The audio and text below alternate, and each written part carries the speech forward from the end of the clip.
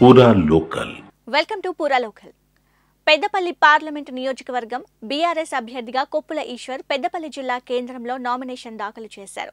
ఈ కార్యక్రమంలో మాజీ ఎమ్మెల్యేలు కోరుకంటి చందర్, మనోహర్ రెడ్డి, దుర్గం చిన్నయ్య, ప్రజాప్రతినిధులు పాల్గొన్నారు. ఈ సందర్భంగా కొప్పుల ఈశ్వర్ మాట్లాడుతూ ఈ ఎన్నికల్లో భూగర్భ కార్మికునికి ఓ అగర్భ కార్మికునికి ఎన్నిక జరుగుతుందన్నారు. ఉద్యమం నుండి వచ్చిన వ్యక్తిని నేను పార్లమెంట్ అభ్యర్థిగా వస్తున్నాను. మాయమాటలు చెప్పి అధికారంలోకి వచ్చి 6 గ్యారంటీలు చెప్పి అమలు చేయని ప్రభుత్వం ఈ కాంగ్రెస్ ప్రభుత్వమని ఆరోపించారు. రైతులను పట్టించుకోవడం లేదు, వేల ఎకరాల పంటలు ఎండిపోతున్నాయన్నారు.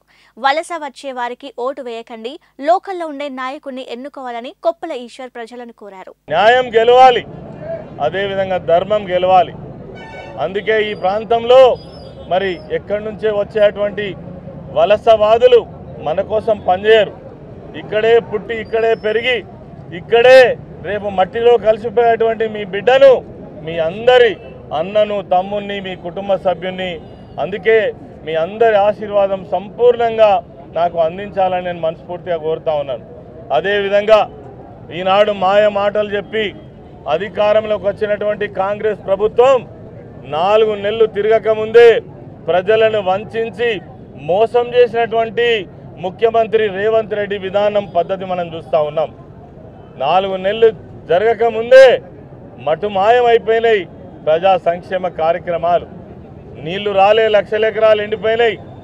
రైతులు అన్నమో రామచంద్ర అనే పరిస్థితి. ఇప్పటికే 209 మంది రైతులు ఆత్మహత్యలు చేసుకుంటే కూడా పట్టనటువంటి ప్రభుత్వం, పట్టనటువంటి ముఖ్యమంత్రి. ఆటో డ్రైవర్ల పరిస్థితి అధోగతి పాలైంది.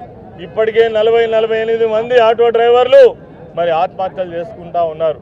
అదేవిధంగా ఆనాడు కేసీఆర్ గారి నాయకత్వంలో 10 సంవత్సరాల పాటు కొనసాగించినటువంటి పేద ప్రజల కోసం అందించినటువంటి పెన్షన్లే కావచ్చు, కళ్యాణ లక్ష్మి కావచ్చు, కేసీఆర్ కిట్ కావచ్చు, గొర్రెల పంపిణీ కావచ్చు, చేప పిల్లల పంపిణీ కావచ్చు, విరివిగా నీళ్ళియడం కావచ్చు, యూరియా కొరత కావచ్చు, ఏది లేకుండా అన్ని వర్గాలను ఆదుకున్నటువంటి ప్రభుత్వం ఈరోజు 4 నెలలు తిరగకముందే మటు మాయమైపోయినాయి.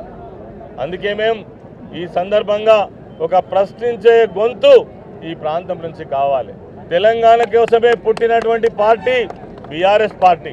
తెలంగాణ రాష్ట్రాన్ని సాధించినటువంటి పార్టీ ఆనాటి టీఆర్ఎస్ పార్టీ, ఆనాటి ఉద్యమ నాయకుడు, ఈనాటి మన నాయకుడు కేసీఆర్ గారు. అందుకే ఈ ప్రాంతాన్ని ఎంత గొప్పగా అయితే అభివృద్ధి చేసిండ్రో, తీర్చిదిద్దిండ్రో, దాన్ని డిస్టర్బ్ చేస్తే అడ్డుకునేటువంటి ఆ ఆరాటం కావచ్చు, ఆ బాధ కావచ్చు, ఒక్క టీఆర్ఎస్ పార్టీకి తప్ప ఇంకో పార్టీకి ఉండదు. అందుకే ఈ రాష్ట్రానికి అన్ని విధాల రక్షణ ఉండాలంటే, ప్రశ్నించి గొంతుగా ఉండాలంటే, ఏవైతే 6 గ్యారంటీలు ఇచ్చిండ్రో అవన్నీ అమలు జరగాలంటే ఖచ్చితంగా బీఆర్ఎస్ పార్టీకి ప్రజల ఆశీర్వాదం ఉండాలని